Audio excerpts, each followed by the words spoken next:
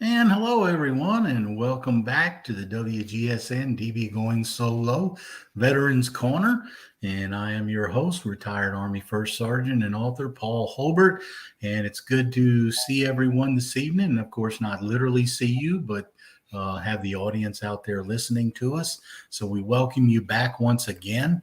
I'm going to introduce tonight's guest in just a moment, but before I do, just want to share with you our wonderful sponsors and give them a shout out and a thank you. First, Quest Jewelers from Merrifield, Virginia. Quest Jewelers will make whatever you need for any special occasion, custom made piece, or if it's just something special that you're looking for from the showcase, you can contact Pete and Wantain, the owners at Quest Jewelers. There's the number, and at questjewelers.com, and they will hook you up. I guarantee you they will provide you some beautiful jewelry pieces. So check them out. I also want to thank Nationwide IT Services. Nationwide IT Services is a service-disabled, veteran-owned 8A small business located in Fairfax, Virginia. CK Park and his crew of about 150 employees across the United States are ready to provide your business needs for whatever you may need, whether it's IT, training support, surveys, assessments, program management development. His company can do it all. So again, we want to thank CK, who is a veteran himself and employs quite a few veterans at his company, for sponsoring our show. So thank you to both of our sponsors. So I want to introduce tonight's guest. Before we get into our conversation, we have with us tonight retired Navy Commander John Hickman, and of course we call him Randy. John spent 20 years in the Navy, and we're going to talk a little bit about his career, but John also has a Master of Science in Information Systems. And I think it's interesting because it was from the Naval Postgraduate School in Monterey, California, and I found that kind of interesting. John also has a PMP and a certified computing professional certificate as well. And that bodes well for the work he's doing now. We're going to talk about that. So, John, I want to thank you for taking the time to come on the show, and welcome. My pleasure. Good to be here. And I will call you Randy from here on out. There we go. But I just thought I'd introduce your actual name. So, Randy, it's always interesting when we get veterans on the show, and we sometimes have non-veterans and guests who provide services to veterans and help veterans and veterans programs. But I'm always curious with the veterans as to, how you came to be in the service. So would you share with us a little bit? How did you make that jump from civilian life to the military at the start? That's a good question. I didn't really have any military family. Not my parents, grandparents, none of them were military. I guess coming out of high school, I was looking for a way to pay for college, and some of the schools that I was looking at were pretty expensive. I didn't know if my parents could afford it. I certainly couldn't.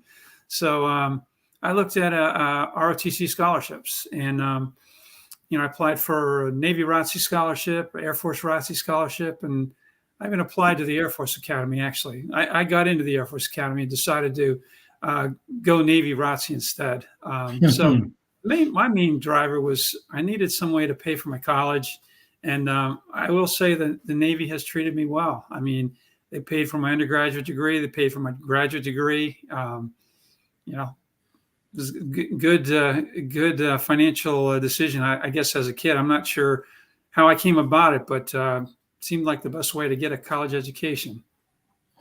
Yeah, I can identify with that because when I first joined the Army, I had an associate degree and a little bit more into my third year, and I never had an opportunity to finish until I had finished about 10 years of my Army career and got an instructor assignment. And the Army actually was very instrumental in helping me pay for both my undergraduate degree and my graduate degree.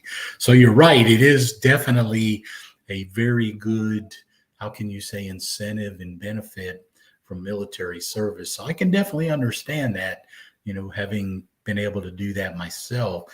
So you started your career back in 1978, I think it was, is when you first came on, which was a year after I graduated from high school. So you got out a little ahead of me. But I know you started in 1978 and actually spent your first couple of assignments on ships, didn't you? Yeah, I was on 2 different ships. My first assignment was on a cruiser, a guided missile cruiser out of Hawaii, which was a lot of fun. Oh, yeah, that's got to be rough duty. Got to be. It was tough. It was tough. I just got married, and I told my wife we're Yeah. moving to Hawaii, and she goes, "Nobody lives in Hawaii. People visit there." But it's funny. As a military person, you get your orders, and you work with a what do they call the guys? Not recruiter, but you're the guided detailer. They're called a detailer. And as a new ensign, you put in what you call your dream sheet. Yep. And I had no idea what was possible, but I said I wanted to go to Hawaii. I wanted to be on a cruiser, and lo and behold, I guess I must have been the only guy that chose it that year, because they sent me out to Hawaii on a cruiser, and that was a great tour of duty. I was the tactical data systems officer, which kind of fit within my my degree in computer science. Did that for about a year and a half, and then I got promoted to be the navigator of the ship, and that was a really exciting job. That was the cruiser I was on, and then later on in my career, I was on a frigate out of Philadelphia. But yeah, I was on 2 ships, and so always exciting times when you're on board a ship. Yeah, I know we've had a couple of Navy veterans on talk about their time on board ship, and I've had a couple of Marines the same thing when they were out in the fleet, spending time aboard ships. Actually had a submariner on a little while back talking about his time on the submarine. So the sea duty always seems to be an interesting thing. I had to kind of laugh though when you were talking about, lo and behold, they gave you your pick of assignment, because you're probably going to think I'm crazy. When I first joined the Army, I asked to go to Korea, and that's exactly where they sent me. So a little bit different of a choice there. But yeah, I mean, we had the same thing. We had those career folks who we could put in requests to, and I was fortunate the same way to get. I only got one assignment in the Army I did not ask for. So I don't know if you had that kind of luck, but at least I was pretty fortunate in that respect. So what did you do when you left those 2 ship assignments? What did you do after that? Well, so the first ship assignment was kind of at the beginning of my career, of my active duty career. The second one was a little bit later. I actually did 13 years active duty, and then I finished up in the reserves my last 7 years. So after I left that ship, the last ship I came to Washington, D.C. Another interesting job. I was really shocked that I got it. The Naval Audit Service headquarters is in D.C. It's in Falls Church, actually. And they had a consulting branch, just like a big accounting firm. They did their auditing, but they also had a consulting branch. And I found out they had an opening for somebody with an IT background to be a consultant. So I was a consultant for 3 years. My first duty in D.C., I'd go out to headquarters activities and do consulting projects, Secretary of the Navy, and over at Bethesda Naval Hospital, and different activities in the DC area. They'd call me in for kind of an IT consulting role, and I thought that was a cool job. And coming to DC and not knowing if I was going to stay in the Navy or not, it was kind of a nice prep for a civilian career, if I needed it. So, well, I've had a lot of veterans tell me too that this is the area where a lot of the jobs are. Especially related to a lot of the skills that they picked up in the military. I mean, to be honest with you, that's how I ended up here as well when I retired from the Army. This was in this area up here is where I found my first post-military job. And, it's been a career ever since. So, I can kind of understand that. It is an interesting area to be in, isn't it? Oh, yeah. We obviously loved it. We stayed here. So after I finished up my active duty tours, I started doing the reserve things here. And yeah, we just settled in. This is a great area for job opportunities, and just a great area to raise a family. Well, one of the things I thought was interesting when I looked at your bio was, and we'll talk about this in just a little bit, but you had an assignment also that ties in very closely to the type of work you're doing now. And I thought it was interesting that you actually had an assignment as a as a commanding officer in a naval contracting unit. Mm-hmm. And having been a contract officer for the federal government myself on 2 assignments, that's the field I'm still working in. It's an interesting field. How did you get into that? That's an interesting question. Yeah. So just to back up, the beginning of my career, I was a surface warfare officer. Those are the guys that are out there driving the ships and fighting the ships. Mm-hmm. Yeah. After I finished my tour of duty on the ship, I went to postgraduate school. I decided to change my career field. So I'm not sure the Army how they do that, but you have assignments in a certain career field. I was surface warfare. I changed my my designator to Supply Corps. Supply Corps is kind of like the quartermasters in the Army, I guess. They do the logistics, dispersing, food service. I mean, the whole, all the supply components. Then I went back to the second ship as the department head on a frigate as a supply officer. So anyway, that career field is more business management. And when I got into the reserves, the first reserve unit I was in was a contracting unit. I got to go take some training. I went to some training up in Dayton, Ohio. They had a course on the FAR, the Federal Acquisition Regulations. And we basically read through the whole FAR and, learned how to do contracting. Oh, that was fun, I'm sure. It was a real sleeper.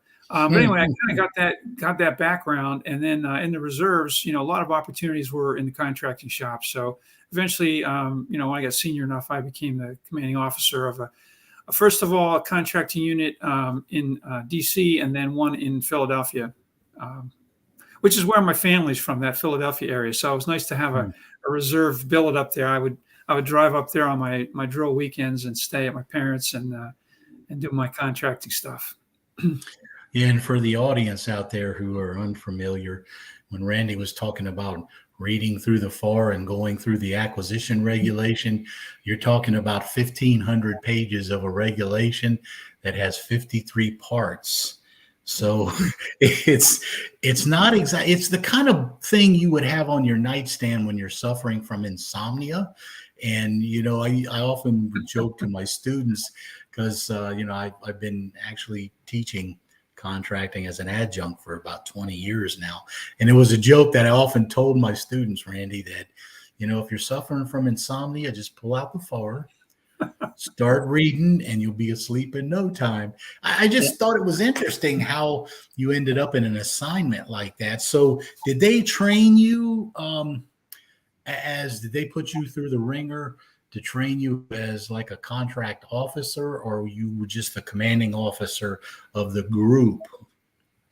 Yeah, I was just the commanding officer of the group. I mean, I had the background in it, but I wasn't an actual contracting officer. We didn't write any contracts. In fact, most of the stuff that we did as reservists were kind of cleaning up stuff that the people that were there normally didn't want to do, like closing out contracts. It was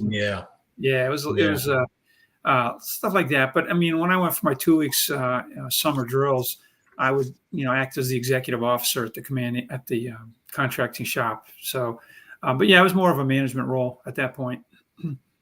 So as you move through your career, I think one of your last assignments was in the Aegis shipbuilding program. As you closed out your career, what was that like? That was actually pretty cool. We were helping manage the building of the Aegis ships, the cruisers. And the nice thing about that was because we were part of the headquarters unit there, we got invited to the commissionings. So, when they commissioned the ship and smashed the champagne bottle on the bow of the ship, we got to do, go see a couple of those and participate in them. I was the senior supply officer in the reserve unit, and we had a lot of cool projects. We did one. This was back in the days when people were just starting to develop web pages, And we developed a web page for corrosion control. Corrosion control on ships is a big deal. Things get rusted very easily, and there's a whole department in Naval Sea Systems Command that's responsible for controlling corrosion on ships. We don't want our ships to be a bunch of rust buckets. But we developed a web page for them and gave people some resources on how they could do corrosion control. So that was kind of neat. But that was my last reserve duty before I retired out of reserves. Well, would you take a minute and share with our listeners out there and tell them a little bit about what the Aegis cruisers are, because I know that was one of the newer series of cruisers that the Navy launched. Can you tell us just a little bit about those? I guess the main identifying thing or a key trait of the Aegis cruisers was that they have this thing called phased array radars. So most people that know radars are used to seeing a big antenna spinning around on the top of a pedestal somewhere. Mm-hmm. These ships had a phased array, which meant they didn't have a spinning radar. They basically had four panels on the superstructure of the ship that would transmit the signals and then kind of phase the return back to figure out where things were out there. So that, and along with the weapon systems, some of the weapon systems were pretty sophisticated. So it was a kind of a high tech upgrade to the old tin cans that they had in earlier days. I'm not very knowledgeable, of course, about Navy vessels, but is that when they started to phase in the design of the cruisers and things of that nature to kind of help, how can I say, hide from surface radar, or try to reduce the signal from surface radar? Was that part of the Aegis as well? It was, but it went further than that in later ships. They try to reduce the profile and try to use non-transmitting surfaces and low profiles and not sharp angles to kind of reduce the feedback or the return that would come back on another radar. So it was. But it's funny. I mean, the ships that I was on, and that was only 30 years ago, maybe a little bit more.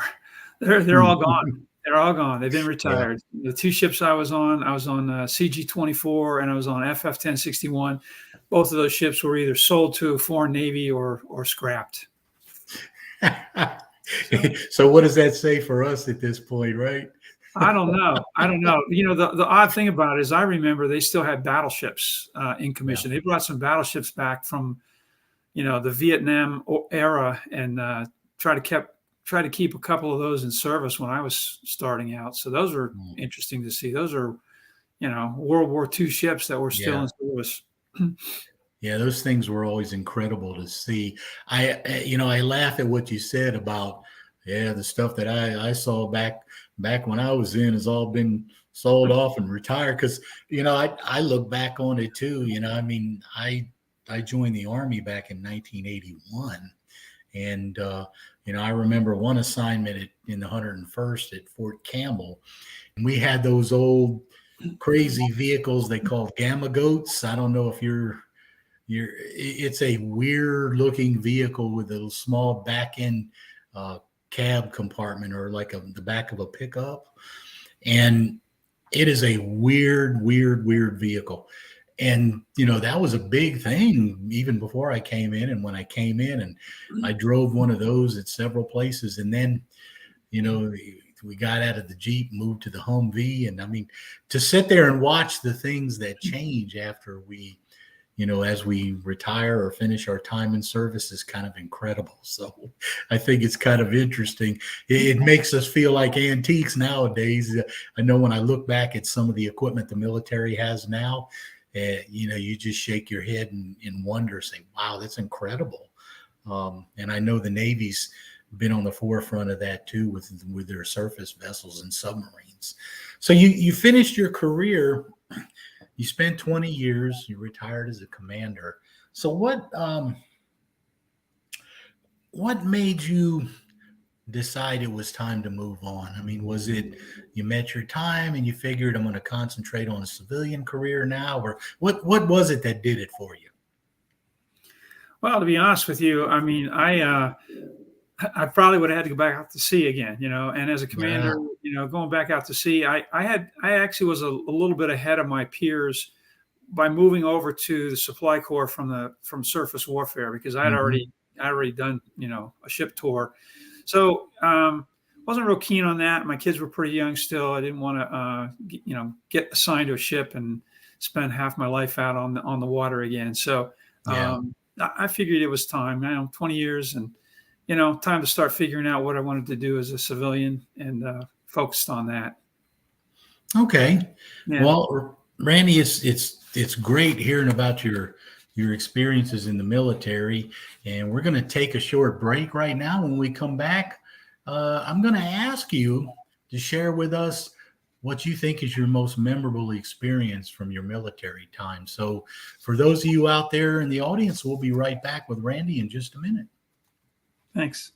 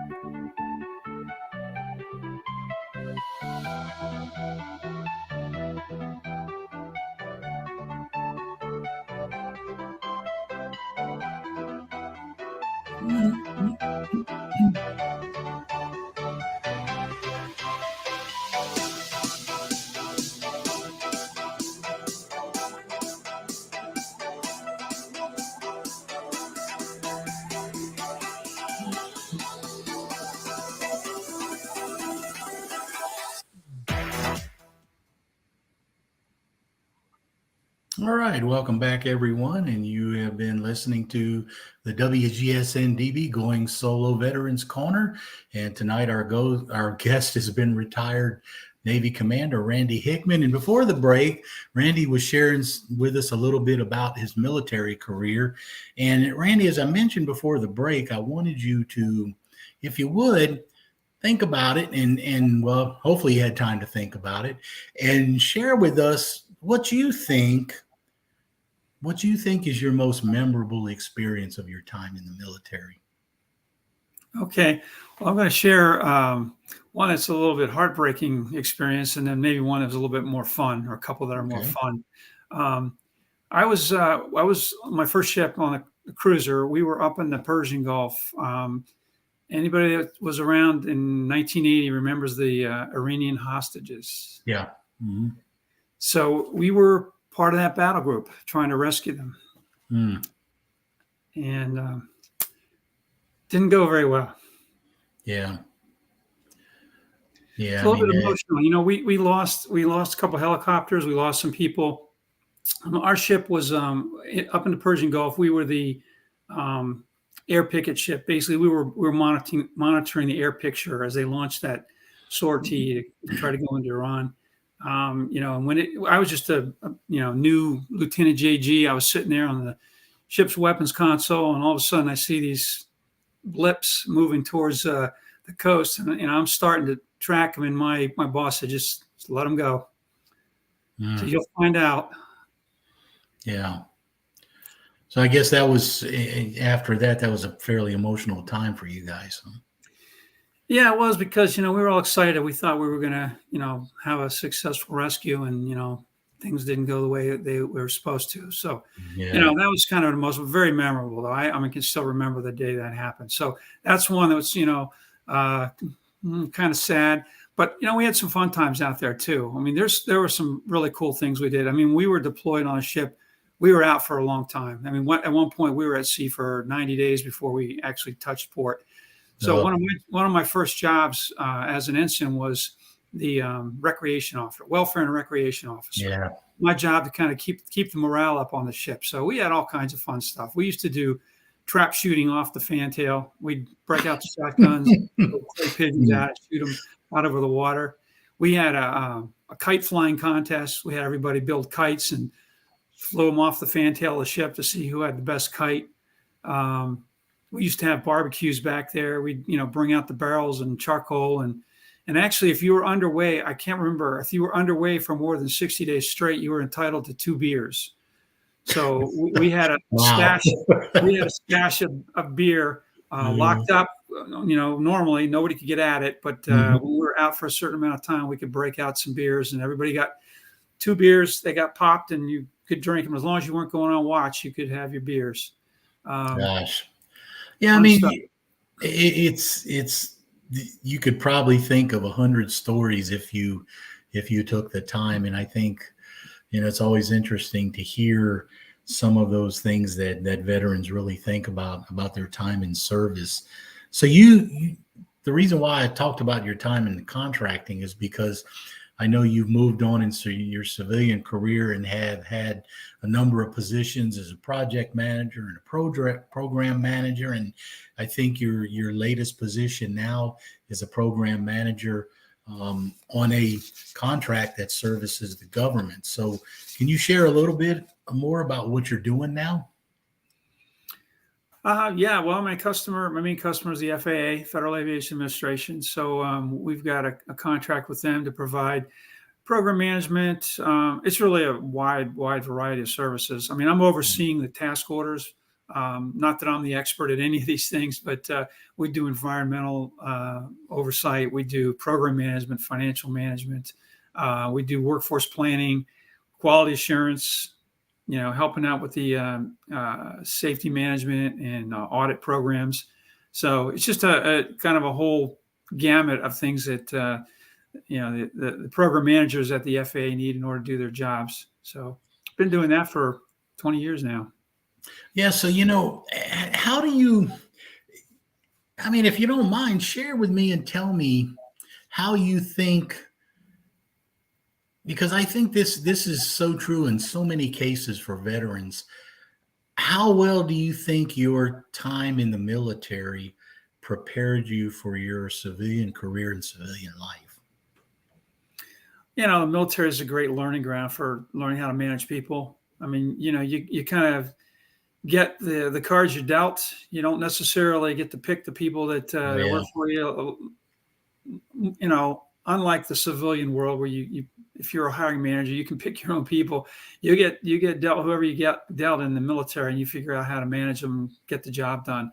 So it's a good training ground. And I think I'm sure the Army is the same way as the Navy.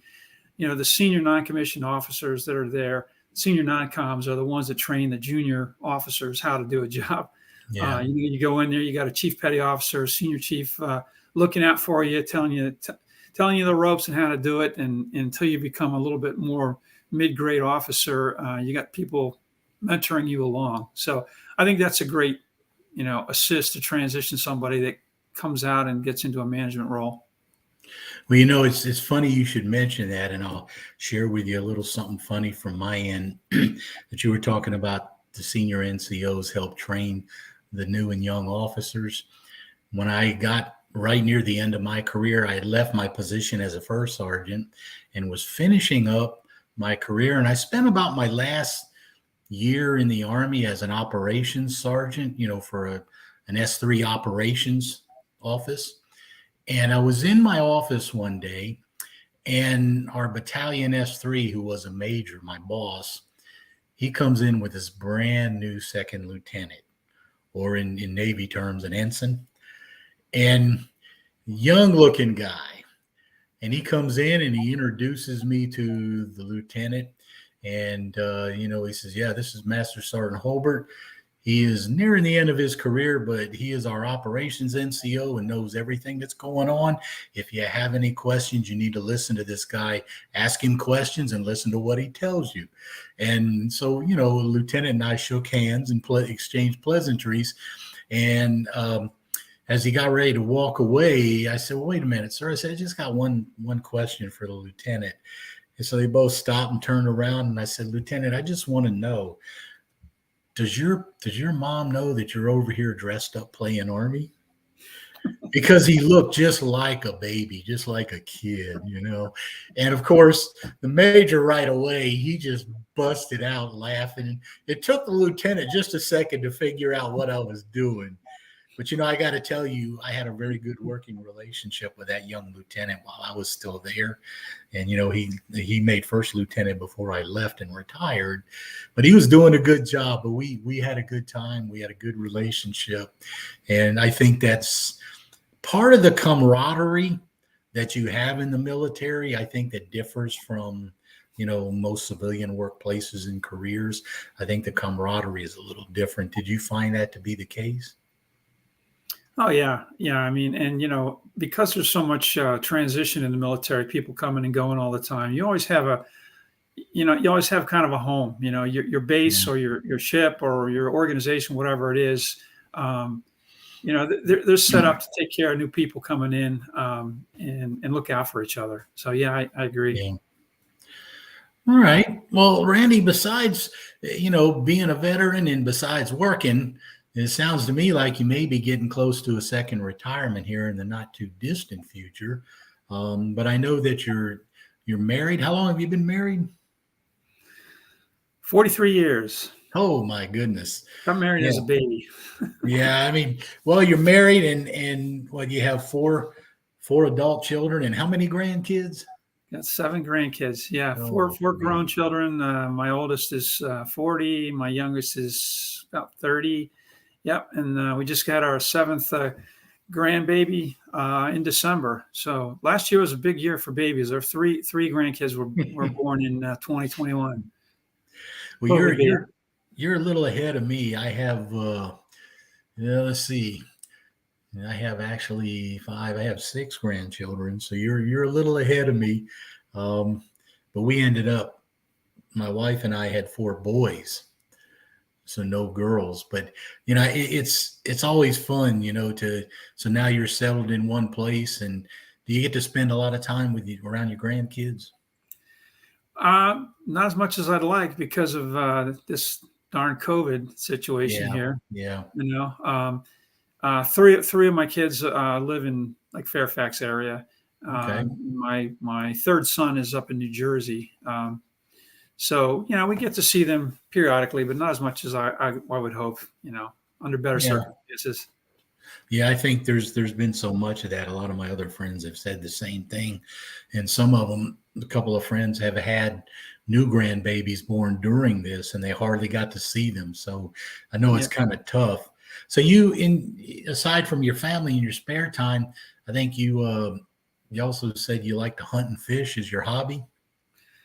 Yeah, I sure do. And actually, we just moved down here to Spotsylvania. We're on the lake now at Fawn Lake, and I can go out on my back door and fish if I want. It's been so cold, I haven't been able to do that. But yeah. Oh, that's a fisherman's dream. There is to be able to walk out your back door and throw a line in the water. Oh yeah. I wish I could walk out my back door and do a little hunting too. But anyway, I'll get to that.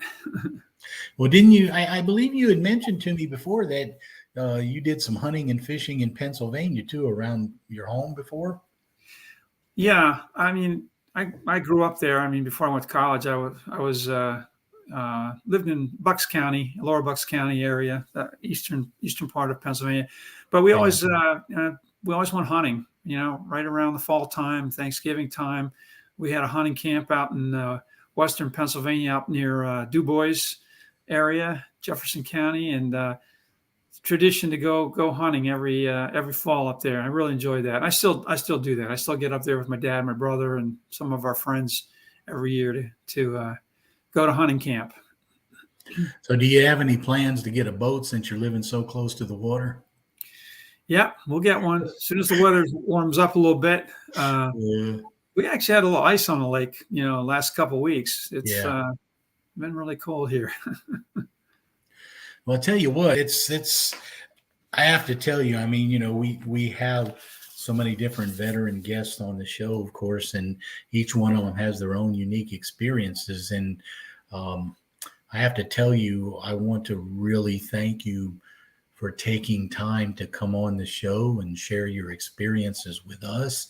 But before I let you go, I just want to ask you if there was one particular thought that you had that you could share with our audience, whether it's the veterans or just anyone else listening, that you think has helped you or that you think is important, what would that be? Oh, that's a good question. So I've seen lots of different kinds of management styles in the military and civilian as well. Kind of one extreme to the other. And I think I've learned from both of them. So one of the ones that I always admired was people that said, always assume positive intent. Don't assume that somebody's trying to mess up on purpose. Always assume that, until you find out the facts, always assume that there's positive intent on somebody's mind when they're trying to do something. Then I had another boss in the military who actually was the inspector general of the Navy. And his philosophy was, you don't get what you expect, you get what you inspect. So that's almost the complete opposite of assuming positive intent. You're not gonna get what you're expecting to get. You're going to get what you inspect and follow up on. So, but I've kind of blended two together. I mean, my first reaction as a manager is I always assume people are trying to do a good job. And then, as Reagan used to say, trust but verify, right?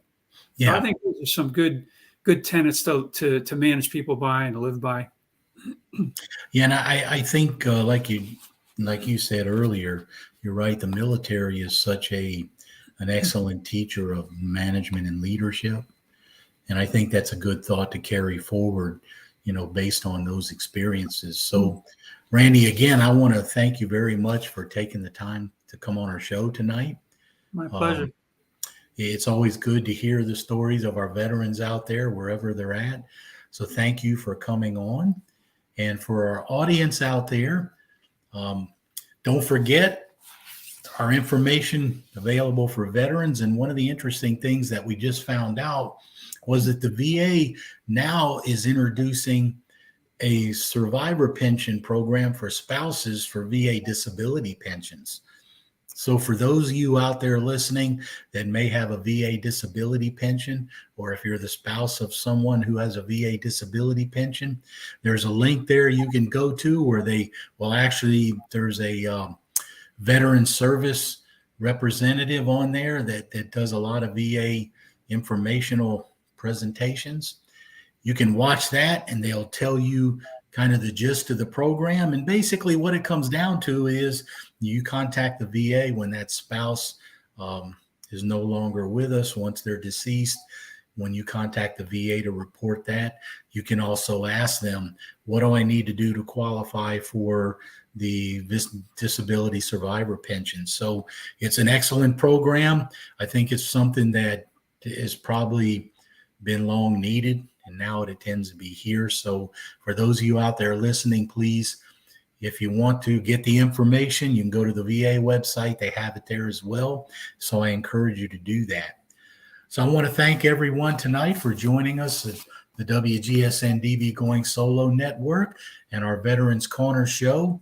Veterans, we want to again thank you as always for your service and your sacrifices for you and your family.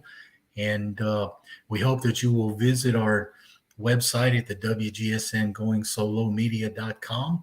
You'll also find my webpage on there for the Veterans Corner that has more information and past shows, and all the information that we put out to the veterans and their families at the end of each show is also housed on my webpage on the network. So again, we want to thank you for joining us, and we hope to see you on our next show.